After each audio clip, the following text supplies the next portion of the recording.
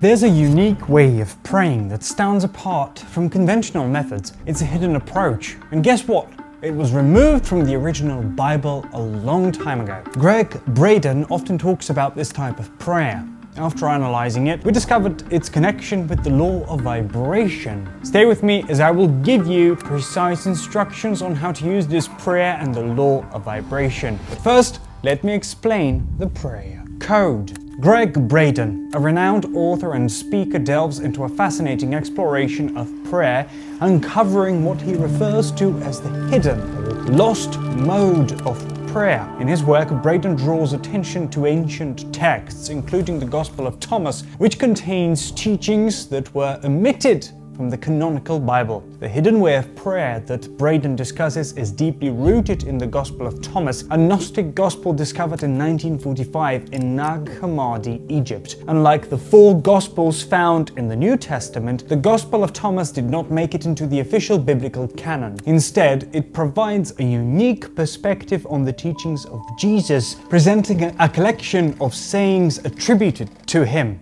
In this gospel, there's a part that talks about prayer in a hidden way. Saying 22 in the Gospel of Thomas offers a profound insight into the transformative power of prayer. Jesus said to them, "When you make the two one, and when you make the inside like the outside, and the outside like the inside, and the above like the below, and when you make the male and the female one and the same, so that the male not be male nor the female female, then will you enter the kingdom." Braden interprets this saying as an invitation to a form of prayer that goes beyond traditional supplication. It suggests a unity of opposites, a merging of inner and outer, above and below, male and female. This concept implies a profound connection between the individual and the divine, transcending dualities and embracing a holistic oneness. This hidden way of prayer involves moving beyond the conventional understanding of asking for external intervention and instead focuses on an internal alchemy.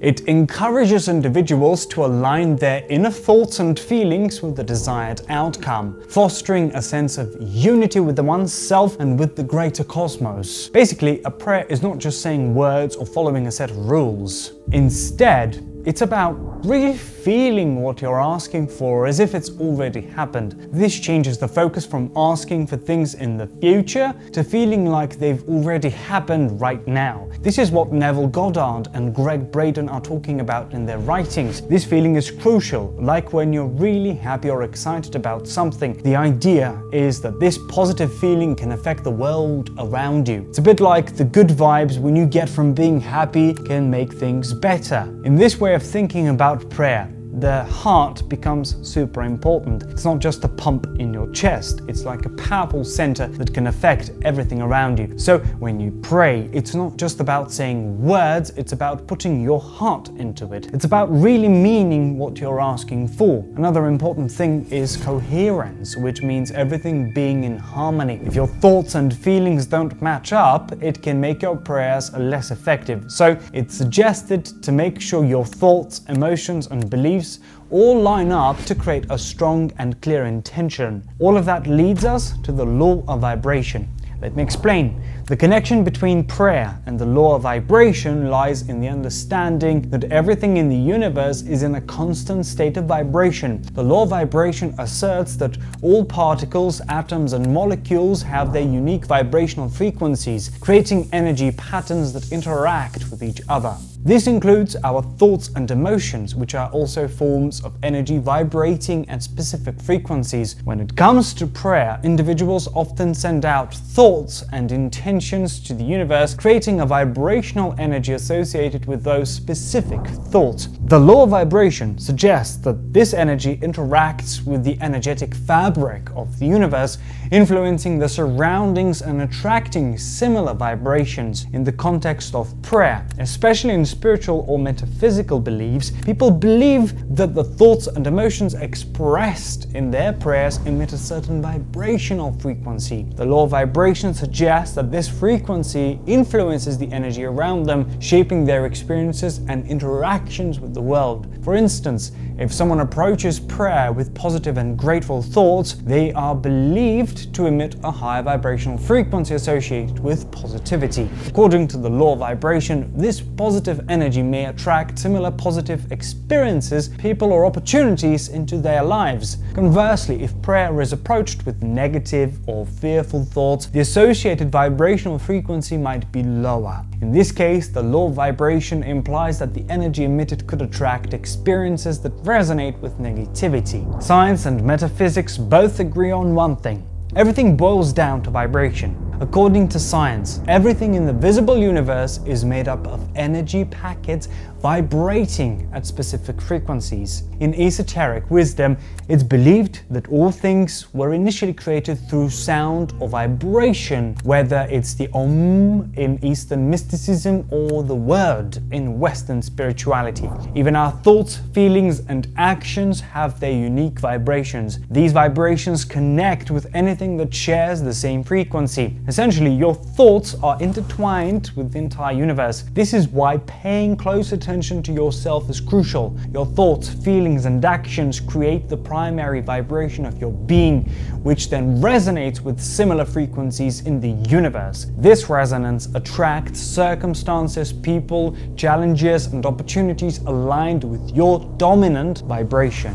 You need to align your being with a specific vibrational frequency. Once in resonance, your mind attracts the desired object or goal into your life. However, for these methods to work, you must change your core vibration. This is often where people struggle. Years of habitual thoughts, feelings, and actions shape your inner conditioning, creating your self-image and self-esteem. It influences how you see and respond to the world. Simply mouthing affirmations or setting goals without addressing this deep condition won't be very effective because the dominant vibration hasn't changed. You can't go against what your self-image and predominant conditioning dictate. It all starts with your thoughts. When your conscious mind consistently focuses on specific thoughts, they embed themselves in your subconscious, becoming the dominant vibration. This dominant vibration resonates with similar ones, attracting them into your life. Imagine the entire universe as mind from a metaphysical perspective. To bring what you desire into your life, the key is to begin with your mind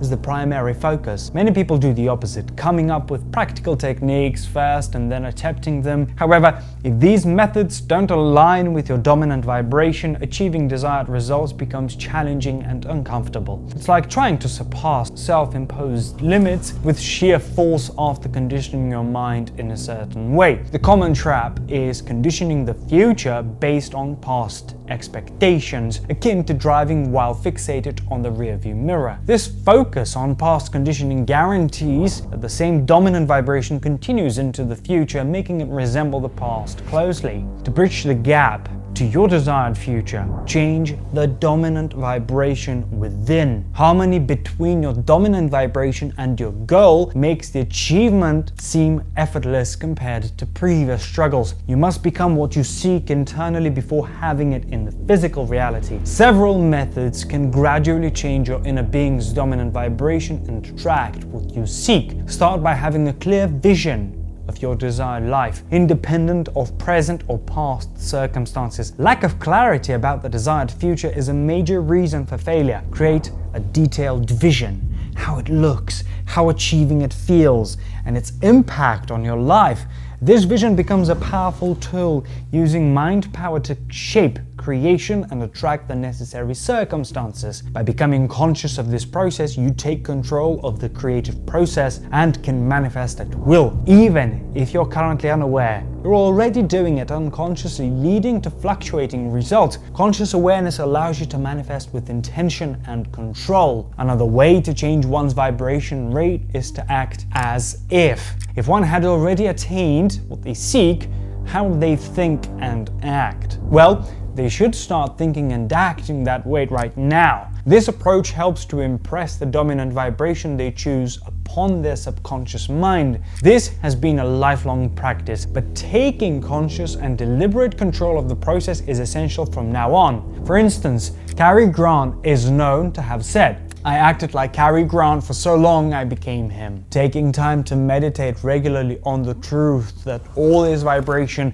observing this reality in all its myriad guises will also help reinforce it upon the mind, both conscious and subconscious. The individual will begin to believe it, and what they believe is what they act upon. The reason most people achieve very little in comparison to what they are capable of is because they have no vision for the future whatsoever. Focused, single-minded concentration upon a vision one seeks to create is what will actually cause it to happen. The individual has to read their description every day, preferably twice or more, and then vividly imagine it.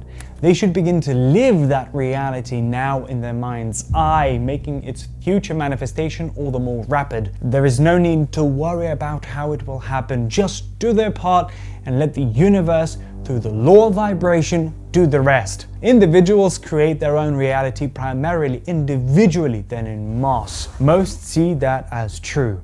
This understanding is bestowed upon them by the creator of all that is, or God if preferred, an ultimate and unlimited power of creativity in this world called free will. Thought is everything. It is the process individuals utilize to create their reality. Speech is the creative force that manifests that reality into being. Individuals are what they think they are, for as they believe, so shall it be. But don't forget about the most important thing, the power of feeling. The right feeling, unified with the right thought, can move mountains.